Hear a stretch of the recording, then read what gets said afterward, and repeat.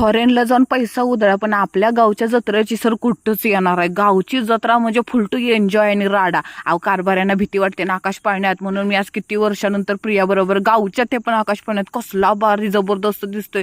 अहो हृदयाचं ठोकं ढुकढुक नव्हतं वाजत, असं झुकझुक सगळं झुकझुक झुकझुक वाढत चाललेलं. एवढी घाबरलेली मी. खालनं वर जाताना असा पोटात गोळा यायचा आणि वरनं खाली येताना आतराळी पडल्यासारखं वाटत होतं. आणि वरनं वर टॉप गेल्यानंतर असला निसर्ग जबरदस्त दिसत होता ना. आमच्या गावचं अंबिका मंदिर पण दिसत होतं. अहो भ्या पण वाटत होतं आणि तेवढं मज्जा पण येत होती. बारकं झाल्यासारखं वाटत होतं. आपल्या दक्षूचे तर काय मज्जाच, बोटिंग काय, उड्या काय मस्तच. आणि आपल्याला तिथे एक छोटी छोटी चिमुकली सबस्क्रायबर भेटली, सिया. आणि सियाची मम्मी पूनम जाधव.